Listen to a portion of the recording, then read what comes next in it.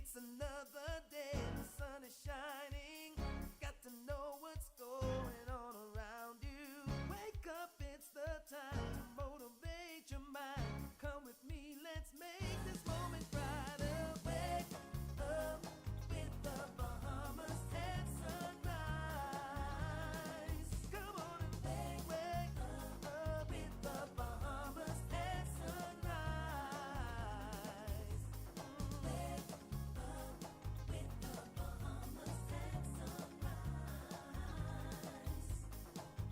Wake up with the Bahamas at sunrise. Hey.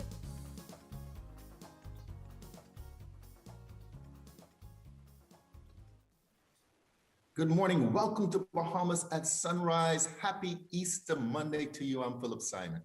And I'm Dandy Pinder, filling in for the beautiful and talented Anastasia Palacios. It's Easterville. This is one of the most important and significant times of the year and on the Christian calendar. Yeah, How yeah, under Easter. no doubt about it. I would say it is, I think, outside of the birth of Christ, the most important day on the Christian calendar. Gandhi, so good to see you. It's been a while. You haven't been on the show for a minute, but I see you're still busy, man. You're all over the place. Yeah, really, really busy. Lots going on. And, it was crazy with hot cross buns. And we tried this new guava stuffed cream cheese bun. And so I was like sold out in a minute. We were baking from Sapodilla. We just opened the Sunset Beach Club, working on this documentary, heading to Bimini in a little bit, Martin Luther King. And yeah, it's a lot going on, but it is beautiful. And Phil, I know that you're always busy as well, too.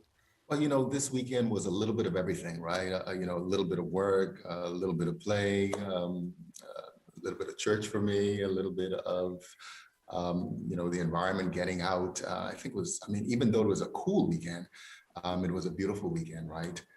Actually, the thing that I probably had the most this weekend is just a lot of gratefulness, right? Just gratefulness for to be alive, gratefulness for opportunities, gratefulness for just new days, right? Sometimes it takes a minute just to kind of sit back and relax and just be grateful to God for we say small blessings, but there's no such thing as a small blessing. They're all big, especially as you get older. Being mindful and being present. And as I get ready to celebrate my birthday tomorrow, Ah, just birthday. yeah, thank you. I think about the people celebrating birthdays, and we'll talk about them a little bit later.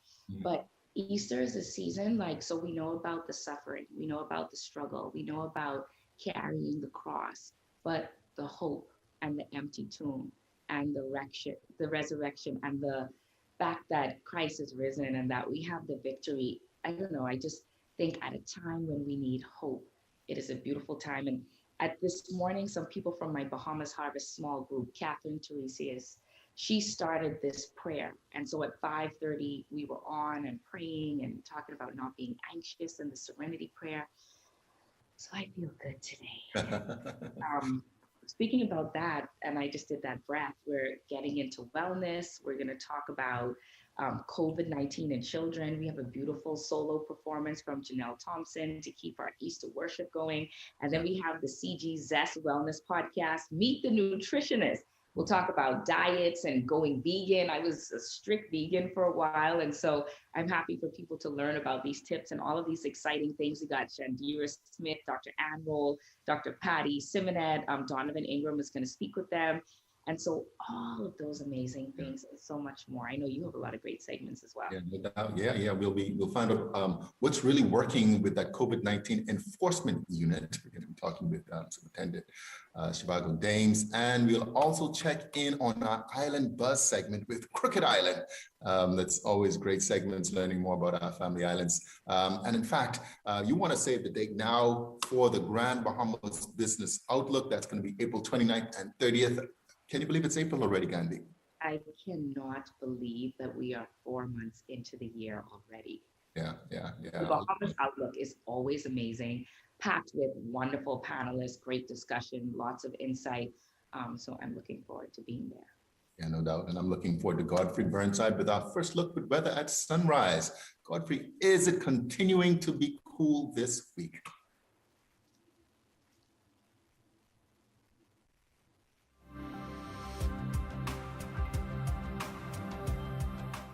Weather at Sunrise, brought to you by Bahamas First. What's first for you comes first for us.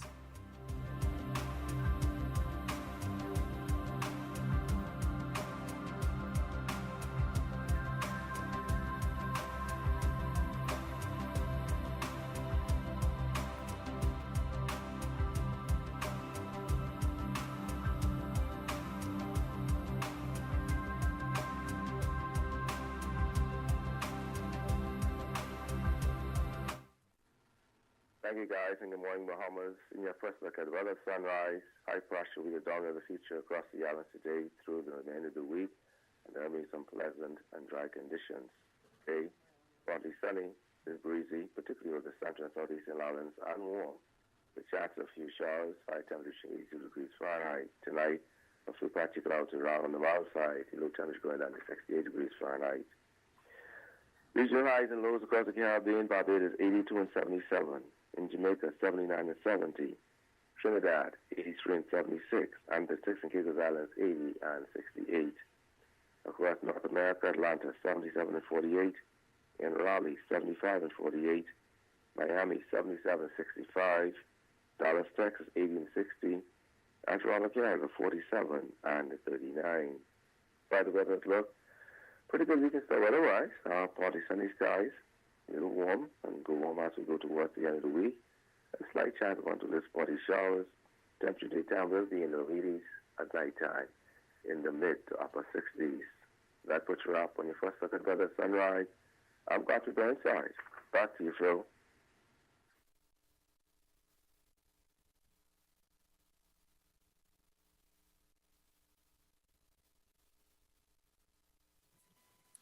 Thank you very much, Godfrey. Now we move on to the COVID Enforcement Unit. It was established late last year to ensure adherence to quarantine requirements as well as compliance with emergency orders that mitigate against the coronavirus pandemic. Here to tell us more about it is Superintendent Zhivago Dames. I call him Vago because I know him from way back in Oxville. He's in charge of the COVID-19 Enforcement Unit. Good morning, Superintendent. Good morning, Vago. Welcome to Bahamas to Sunrise. I think this might be your first time. Yes, pleasant good morning. Pleasant good morning, Bahamas. And it is my first time. It's a pleasure to be here.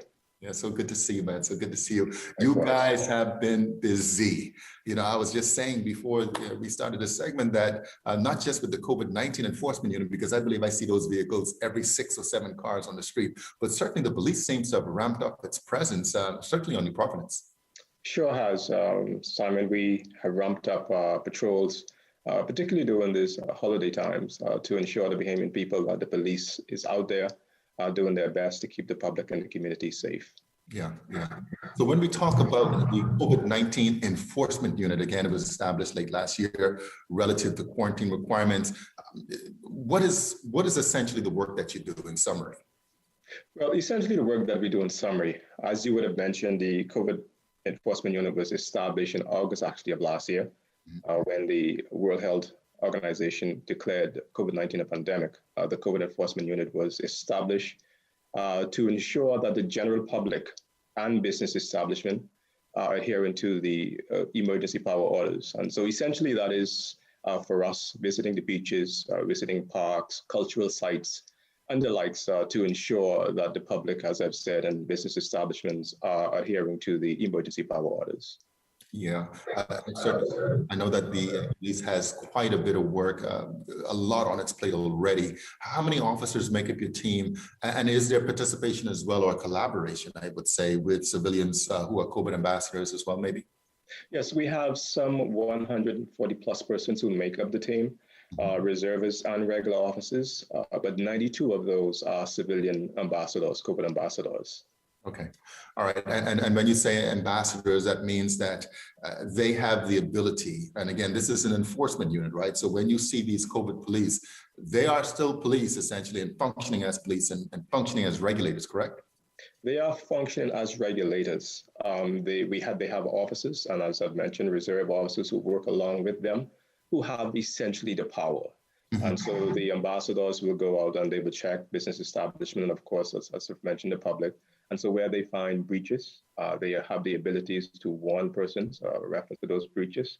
And of course, as they have the officers and reservists next to them, And so where they need to enforce, the reserves and the officers will help them enforce. All right, all right. And when we talk, I mean, it's not just hopping in a vehicle and driving around. Essentially, it's more than that. You also utilize the technology, of course, utilize communications. We've heard about geofencing as a part of what you do. What does that mean? Describe that to us. Well, geofencing is actually the establishment of a virtual boundary around a particular location. And so for us, Simon, if a citizen is placed into quarantine and that quarantine location is at their residence, we would then place a virtual boundary around that residence. So if that citizen were to leave their residence or to breach that boundary, we will receive an alert at our center and being able to actually speak to the person, or if need be, I'll send a patrol car to that particular location. So how often does that happen? I mean, we've seen the numbers over the last year. It go from extremely high to extremely low, and then sometimes it's just going up and down. But that geofencing technology works really well. It works very well, and I must say, Simon, that a lot of the citizenry who are in quarantine in the early stages, we find that there may have been some breaches. But now I think the citizenry began to take it a bit serious, actually obeying the quarantine rules and regulations, ensuring that they stay within quarantine in that 14-day period. And again, those ones who actually breach quarantine, we ensure that they are dealt with. When we talk about some of these infractions, we get to that in a second, but you mentioned rules and regulations. Well, what kind of community education does the unit do in support of your work? We have a number of community outreach that we actually do, Simon. Several of them, we actually do community walkabouts, where we hand out pamphlets to educate the public and to encourage the public actually to continue to obey the rules.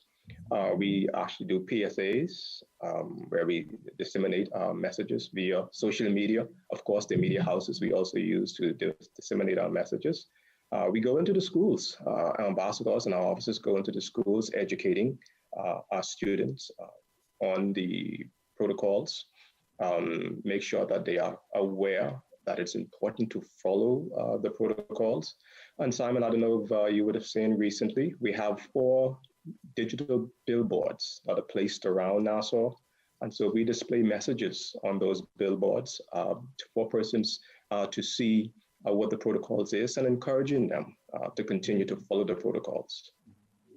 I know the weather may not have allowed, as has been in past Easters, 2020, excluding the rush to the beaches, but what are the main hotspots, and were there any breaches of protocols during this holiday past? Yes, there has been some breaches, Simon, but I would say more of the breaches tend to be at the nightclubs and bars. Also, we find that a lot of breaches happen at residents, persons who want to social gather at their residence, have parties and the likes. And so we find ourselves have to go and actually deal with it. Persons actually, in some instances, were cited.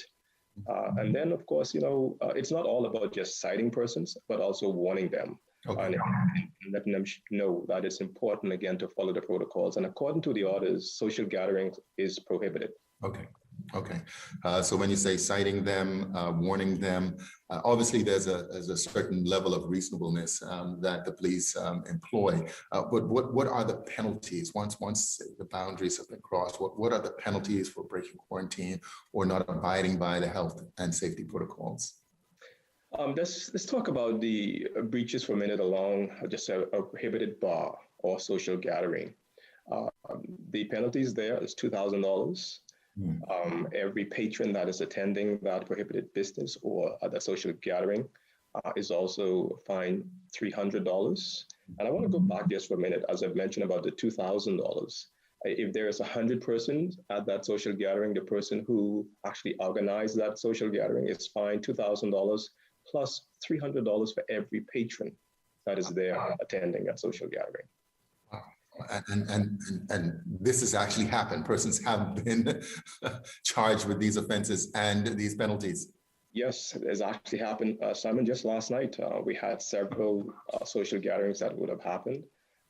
Fines and levied around 5,000, 8,000. I've seen fines that are actually being levied up to $32,000 for a social gathering. Wow. Okay. So in short, word to the wise is sufficient. In fact, what do you say to Bahamians now who aren't taking these rules and even this quarantine as seriously as they should? Yes, Simon, the World Health Organization would have declared COVID-19 a pandemic in March of last year. According to the data to date, we have had millions of persons who would have lost their lives to COVID-19. In the Bahamas alone, we have had over 100 persons who would have lost their lives to COVID-19. Mm-hmm. This pandemic is serious. COVID-19 is serious. And so I want to actually admonish all Bahamians to follow the protocols, social distancing, the wearing of the mask, hand sanitizing. It goes a long way in helping this country to come back to some degree of normalcy. In addition to that, Simon, it goes a long way to ensure that our people continue to do what is right. And additionally, Simon, I would end by saying it's actually may save your own lives to follow the protocols. You're absolutely right. Superintendent Zhivago Dames, thank you so much, sir, for being here on Bahamas at Sunrise. You're welcome. It's a pleasure being here. All right. Thank you for having me. You're welcome. Watching Bahamas at Sunrise. We'll be right back. First, it's more than just our name, more than just our achievements. It's our nature, and it's where we put our customers. At Bahamas First, we've refreshed our look, but our nature remains the same. We design insurance solutions that protect our customers from life's uncertainties, whatever they may be. We equip you for the future so that you can recover stronger. Bahamas First, what's first for you comes first for us. The sports we play depend on the health we build. So let's stay healthy. Wear a mask and practice social distancing and hand washing to protect yourself and others. Remember, COVID-19 is not a game. A public service message from the Bahamas Olympic Committee.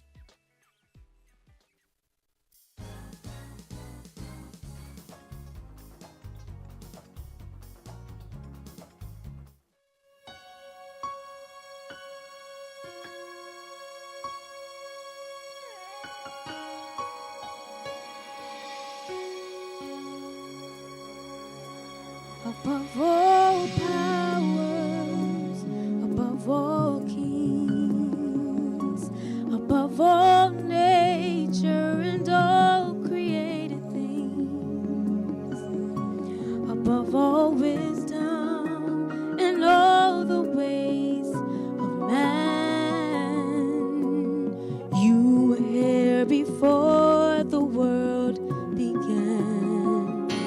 Above all above all thrones, above all wonders the world has ever known, above all wealth and treasures of the earth, there's no way to measure what you're worth.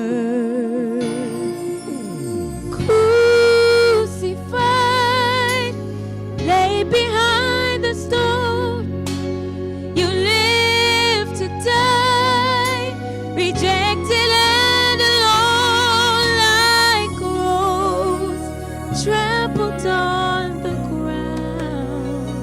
You took the fall and thought of me, a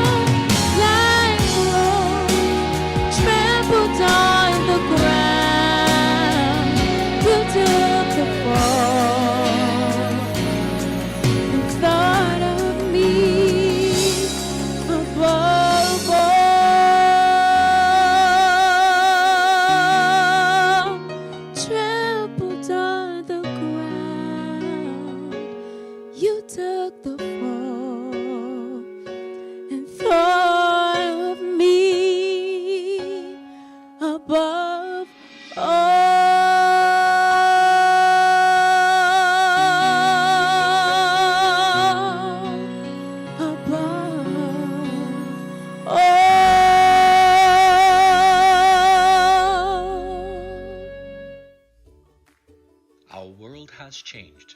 Many businesses have been closed for months with little or no access to their customers until now. Rev Media can help you remain connected to your customers. Our trusted customized advertising packages and personalized consultants will provide your business with immeasurable support during this challenging time. Your customers are already watching. Rev Media can help you to remain connected. Call us today. Let us help you. At Cutest, we put your baby's health and happiness first. We are an online baby boutique based in Nassau. We have searched far and wide to provide you with unique products and exquisite gifts that will please modern parents looking for all natural, safe, and unique alternatives to what can be found locally. Quantities are limited, so don't delay. You've come to the right place. Visit us at cutest.com. We'll be waiting on you.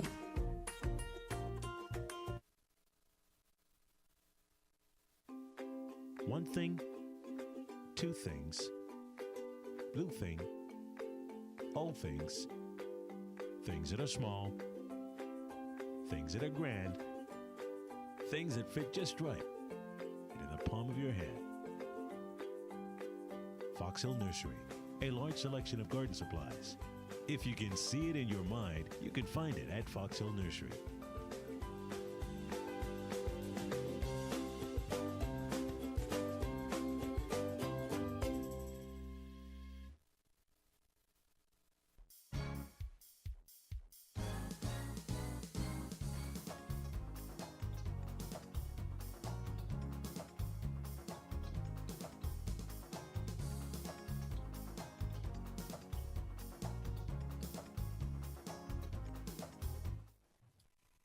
And welcome back, everyone. You're watching Bahamas at Sunrise. The sun has risen. This is the midway point, Phil. We're at the midway point already.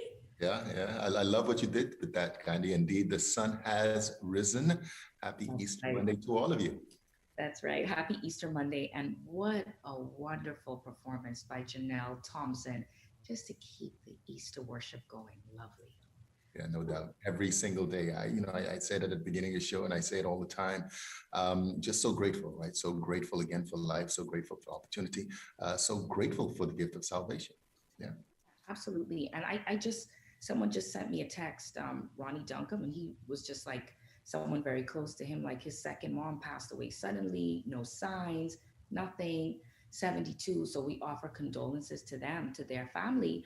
But what is done for Christ will last. Cherish every moment and be present in the moments and celebrate and cherish those people who are around you.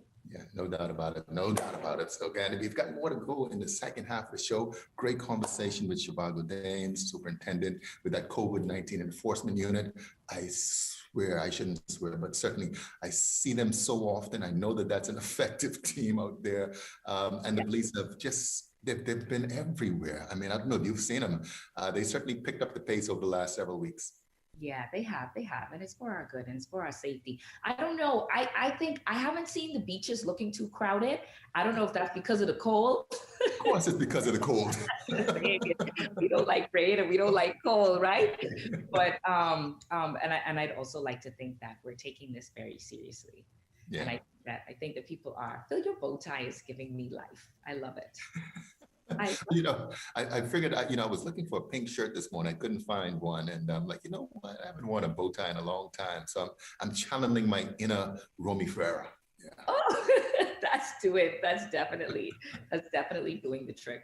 I'm really looking forward to this podcast, CG Wellness and the Podbean. I think that that's going to be wonderful as we talk about nutrition.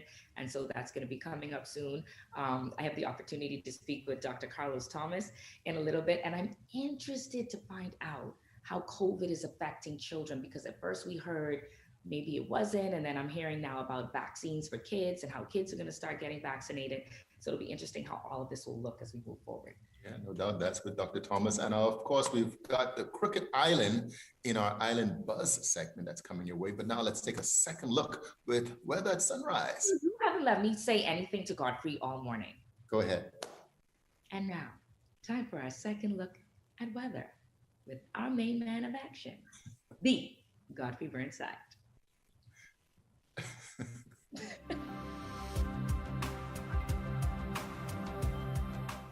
Weather at Sunrise, brought to you by Bahamas First. What's first for you comes first for us.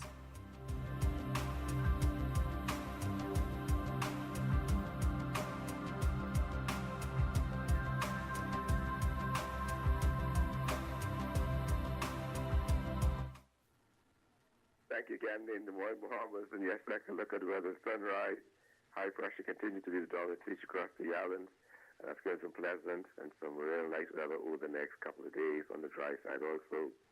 In your marine forecast, winds today northeast to east at 10 to 15 knots, sea 2 to 4 feet over the northwest Bahamas, 15 to 20 knots, sea 4 to 6 feet over the central and southeastern islands. On Tuesday, the winds continue northeast to east at 10 to 15 knots, sea 2 to 4 feet over the northwest and central Bahamas, 15 to 20 knots, sea 4 to 6 feet over the southeastern islands. On Wednesday, those winds become variable 10 knots or less, seas less than 3 feet over the northwest and central Bahamas, northeast to east at 15 knots, sea 2 to 5 feet over the southeastern islands. Yeah, tides. You can expect a low tide at 9:48 this morning. Next high tide will be at 3:43 this afternoon. Low gain tonight at 9:51. Sunset 7:26 this evening. Rising tomorrow at 6:56. UV index 8. Your water temperature 75 degrees Fahrenheit. And your moon phase last quarter. Yesterday at look. High pressure continues to be the dominant feature of the week. Lovely weather still weather-wise, partly sunny and warm. Slight chance of a passing shower. Temperature daytime will be in the low to mid-80s daytime and the mid to upper 60s at nighttime. That puts you up in the front. Look at weather at sunrise. I'm glad to go outside. Back to you, Gandhi.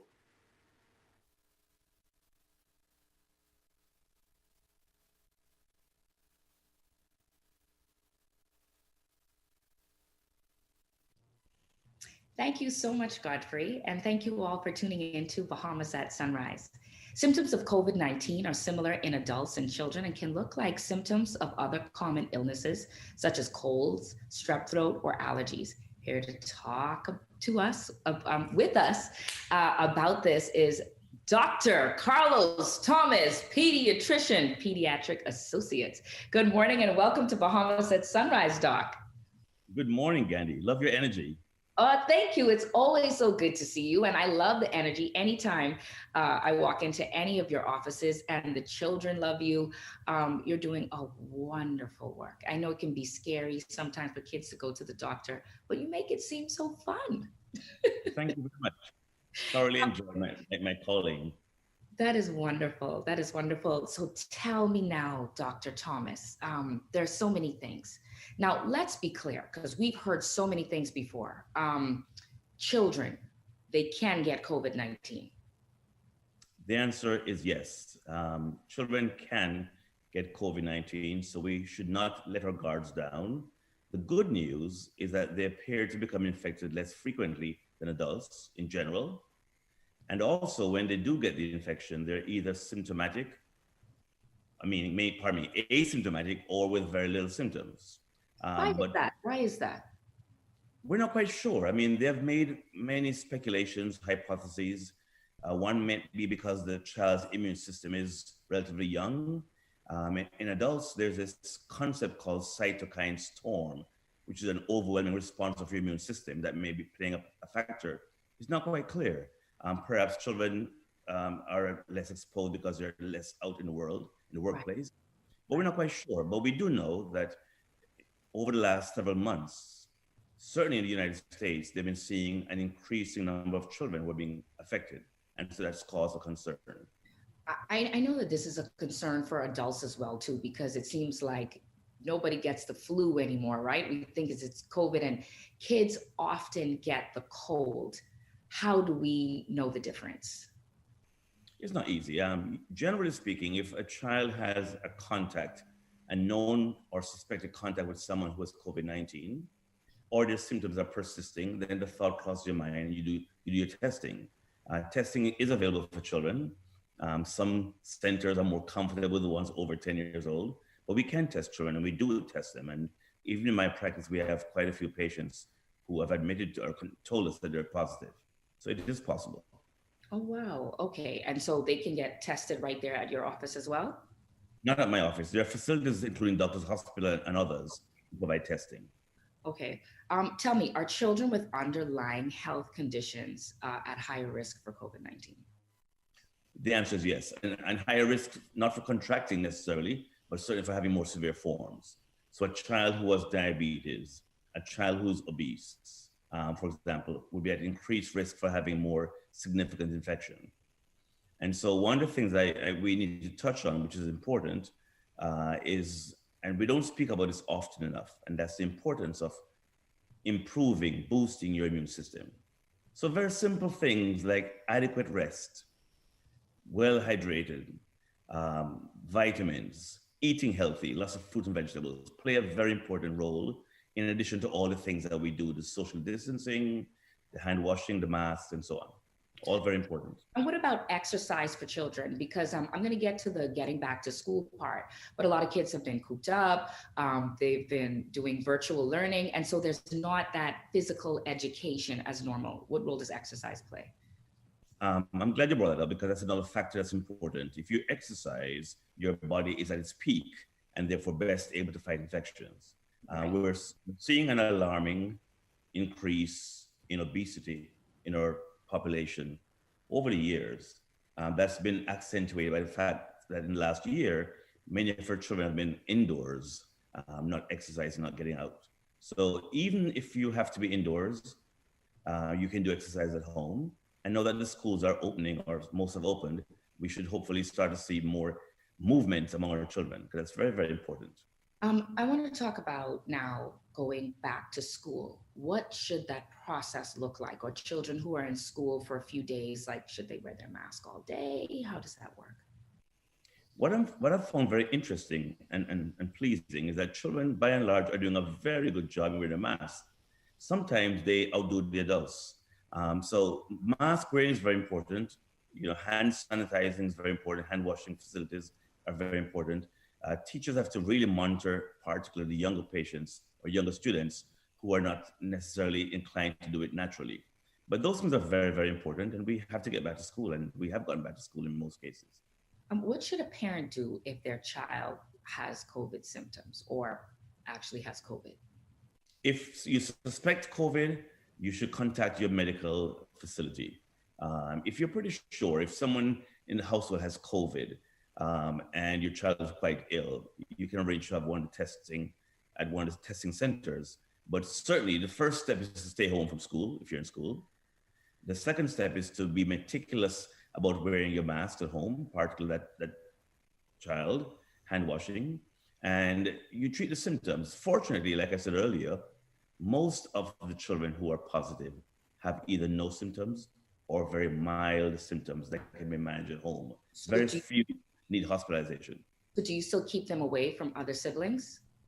Absolutely, to the best of your ability, yes. Okay, and when you say you treat it, how do you treat it?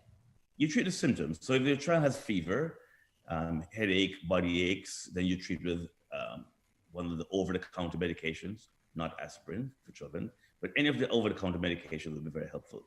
Hydration, lots of fluids, rest are very important.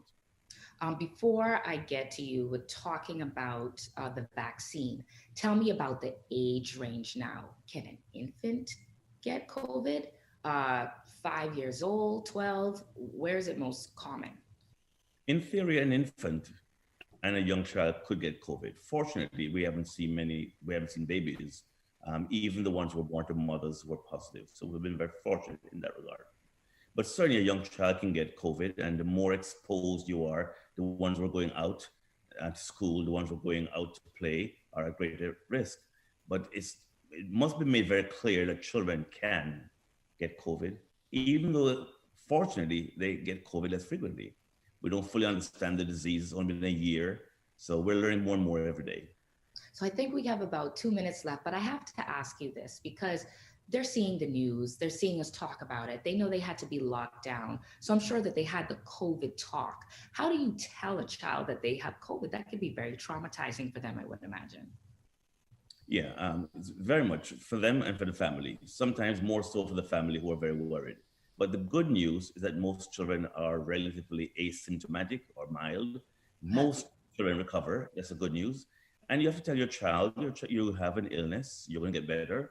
Mom and dad will take care of you. You're going to be away from school for a couple of weeks, but you'll recover and you'll get better. Now, with the vaccine for children, I know that there are a few out. I'm sure it would be ideal for that Johnson & Johnson one shot. I saw that Johnson & Johnson was working on a vaccine and getting ready. I think children, maybe like 7 years and older, 5 years and older. What's the age range for the vaccine? Do you recommend it? And which ones are available? My information is that most of the vaccines that are available, the minimum age is 16 or 18. Recently, there have been some studies being conducted in the United States and other countries looking at the safety and efficacy in children as young as 12. But I'm not aware that there are vaccines for children under 12. And even the ones under 12 or 12 and older has not yet been FDA approved.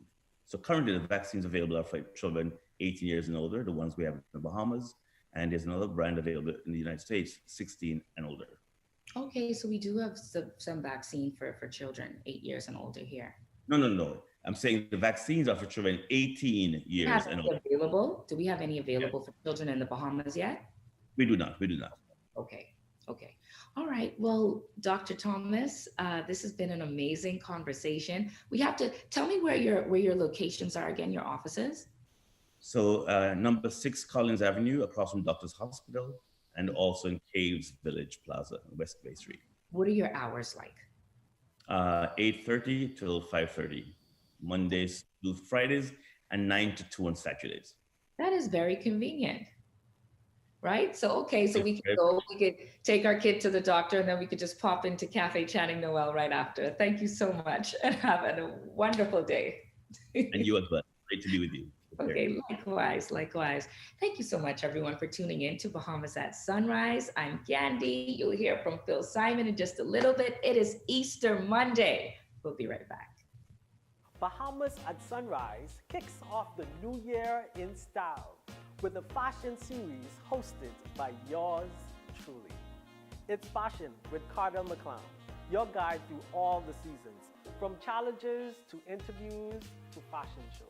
We'll help you create your style, build your brand, and celebrate the best in Bahamian fashion. It's big, it's bold, it's fashion with Cardell McClown.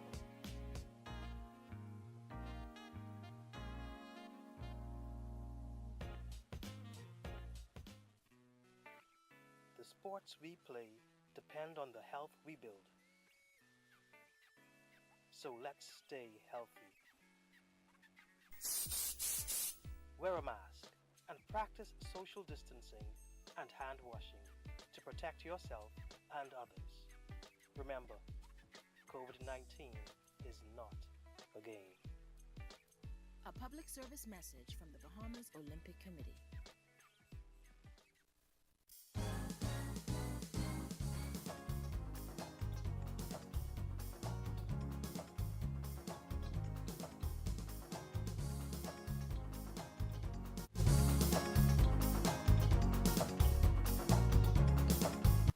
Welcome back to Bahamas at Sunrise. We've been to the Berries, we've been to Long Island. It's time for Island Buzz once again. And today we check in on Crooked Island and Long Key, just 240 miles southeast of Nassau, New Providence, home to only a couple hundred residents. We're very pleased to be joined this morning on Bahamas at Sunrise by Glen Lightbourne. He's the island administrator, and David Daxon, chief counselor for Crooked Island and Long Key. Good morning, gentlemen. Welcome to Bahamas at Sunrise. Good morning, sir. Good morning, sir. Thank you for having me. Yeah, thank you so much. I've never been to Crooked Island. I have to go. But Mr. Lightbourne, really quickly, tell us all about it, right? Everybody who's been on the show thus far has told us why their island or their key is the best little spot, not in the Bahamas, but in the world. I'm assuming it's the same thing for Crooked Island. Crooked Island is a beautiful, pristine island with wonderful people. If you want to find a part of the Bahamas with shallow waters, rolling hills, and deep oceans all within a mile, I think you find it in Crooked Island. I'm a new resident as compared to Mr. Daxon, who's grown up here and lived here. I've been placed here as the island administrator, but at the time that I've been here, it's a wonderful experience in the natural environment and certainly working with the persons who are here in Crooked Island. Yeah, Mr. Daxon, I assume he's telling the truth. Yes, sir. I couldn't explain it much any better than Mr. Lightbourne. Yeah.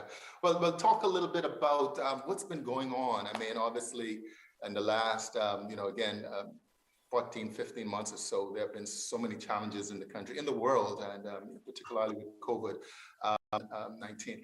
Talk about the developments of Crooked Island prior to the pandemic and what might be happening now. Well, prior to the pandemic, there was a investment by a private individual at the northern shores of Crooked Island, the Crooked Island Lodge, and they invested some 35-40 million in a marina project. That was started prior to COVID, and it was completed about 2 months into the period where we would have experienced lockdown for COVID-19. And that has boosted our economy here, and not officially open, but it is catering to the yachting community that comes through the Bahamas. And the government did a water improvement project that would have benefited the settlements of Cabbage Hill, Church Grove, and Colonel Hill. And that's February of 2020, and it would have been completed in December of 2020. And it involved the installation of water mains and laterals in those communities to facilitate the implementation or providing of reliable supply of potable water for those communities. What are some of the other key happenings, key industries, key employment opportunities over there in Crooked Island, Mr. Daxon? Apart from being employed with central government, the only other industry is that of the tourism industry. And we would have had some impact from the COVID as borders closed and guests, visitors were not coming in. And so that impacted those persons in the tourism industry, the bone fishing guides, those who work within the facilities themselves in terms of chefs and hotel maids. And so that would have impacted us during COVID-19. But since the borders are reopened, we have seen a steady and continuous stream of visitors coming in, and it is boosting the economy again in Crooked Island and Long Key. All right, good stuff, Mr. If I may add, sir. Yeah. Chief Counsel is being modest. Not only was he employed by a hotel corporation, but during the pandemic, he was a prolific fisherman. So many of the marine and fishery items that were caught in Crooked Island and shipped out during the COVID, when they were still having their fresh fish that came from Crooked Island, was the work of our chief counselor. Yeah. And I think during the pandemic, that is something that sustained and floated the economy of Crooked Island, is the capacity and ability to continue fishing when all aspects of the economy had been closed down. I think I got that one right, Daxon? Yes, sir, you're correct. Yeah, I could see he was being a little modest. I was going to ask him about fishing, but he did mention, Mr. Lightbourne, the important role that government plays and continues to play, and particularly central government. Can you speak a little bit to the role of government and governance there, and how that has helped to manage, the island during this time? Well, first I must say, because we're celebrating the 25th anniversary of local government in the Bahamas as it now exists, and the whole purpose of local government was the devolution of power from the central government. And I must say that in the last year, it was shown why the devolution of power was necessary. Because while the crisis of COVID was a national one, and it was impacting New Providence even more than the other islands, leaders like Mr. Daxon and other local government leaders were able to influence their community to comply with the orders, to work with them. Certainly, COVID affected us at one point, but once there were those cases, we didn't see any other cases since those 12 months ago. Central government supports local government by providing a budget for the council, and the council knowing the community budgets that to specific needs. And I think Mr. Daxon can tell you some of the things that they've done in the past year or past years with the budget that is allocated from central government to the Crooked Island and Long Key district. We would have built for the first time our local council office, and that was a undertaking that the council ventured into in beginning last year, January, and we would have completed the project in July and commissioned our new office building at the time. And that too provided some economic stimulus during the beginning of COVID for some 12 persons that we would have engaged to work on our office building. And we also facilitated the creation of some recreation green spaces, one in Landrell Point, and we facilitated the construction of some restroom facilities at the departure point from Crooked Island to Long Key for the local ferry. And so these projects benefited the islands, the community, greatly during the past year, in particular as regards to the impact that COVID would have had on these communities. Excellent stuff. And both of you have said the word community several times in your presentation. And I think that's kind of like the bottom line.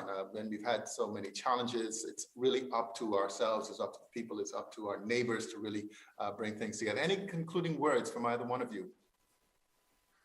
Well, I'm thankful for persons like Mr. Daxon and others who serve in local government, though they spend a few years in New Providence, but in the prime of their working life, they came home to the island, they participated in the economy, they became entrepreneurs, they got involved in local government, and they're the leaders in the community and those who are looked up to in times of crisis. And so local government, as a devolution of power from central government, I guess is embodied in persons like our chief counselor, who provides the leadership for this community. And I certainly, appreciate those type of efforts. Yeah, no doubt. Mr. Daxon, why do I need to come to Crooked Island? Final word. It's the best kept secret in the Bahamas. When you come here, you don't want to leave. All right, gentlemen, thank you so much for being with us on Bahamas at Sunrise as a part of our Island Buzz. It's been a pleasure. Thank you for the invitation. Thank you for having me. All right, we've been with Glen Lightbourne. He's the island administrator, and David Daxon, the chief counselor for Crooked Island. You're watching Bahamas at Sunrise. We'll be right back. The COVID-19 pandemic demands the most modern techniques and highest standards of sanitizing to ensure the safety of schools, businesses, churches, and of the ones we love. Treeline Divine Professional Sanitizers offer state-of-the-art electrostatic technology, providing maximum efficiency and coverage to protect your environment and preserve your health against mold and 99% of bacteria and viruses, including COVID-19. With pricing to match your budget and standards to meet your highest expectations, we invite you to contact us for a free analysis of your weekly, monthly, or single-use needs. COVID-19's impact is strong, but our commitment to restoring your safety is even stronger. Treeline Divine Sanitizing. Spread confidence.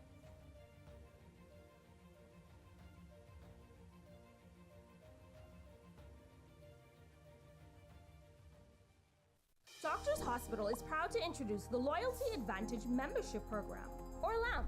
LAMP offers medical service discounts to new and existing Doctors Hospital patients. With membership starting as low as $20 per month, LAMP benefits include fee waivers for insured patients, discounts on inpatient and outpatient services, access to free imaging services, and much more. For a full list of benefits or to sign up for LAMP, visit doctorshos.com/LAMP. Doctors Hospital, trusted and best care now. Isn't your health worth it?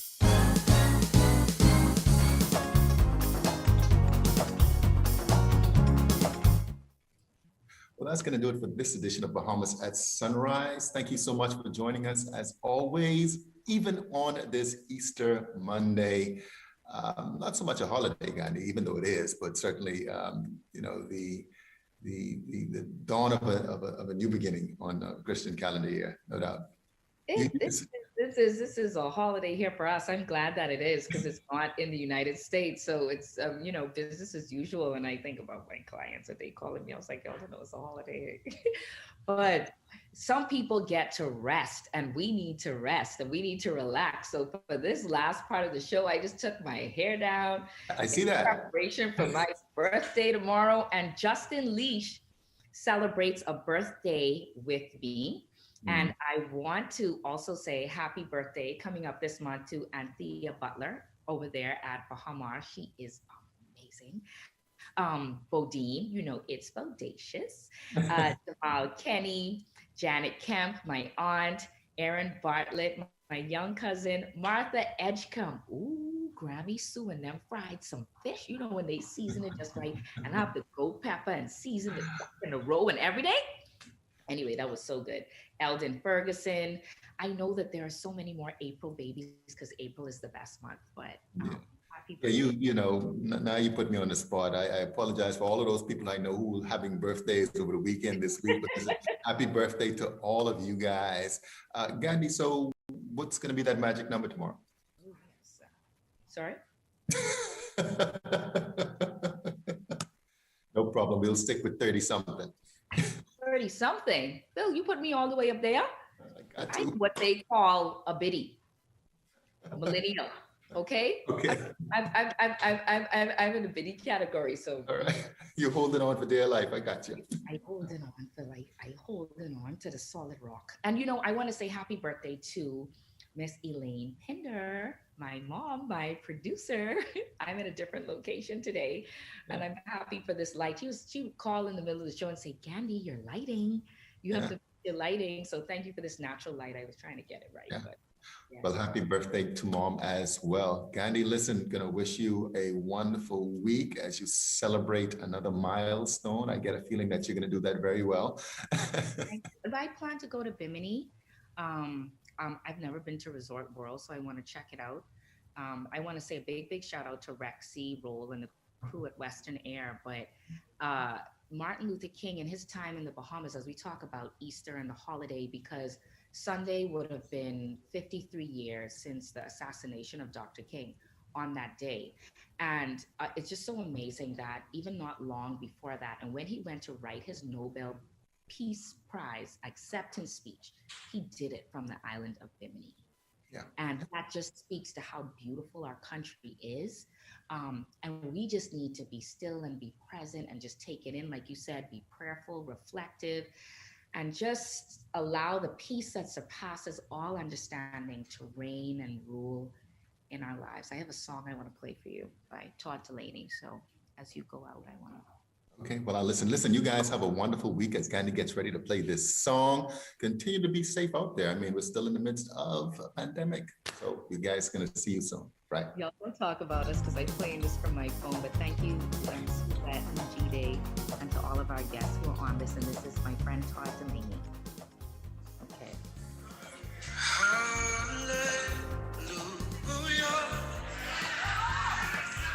You have won the victory. Lift up your voice and say. So Phil, today we have the victory.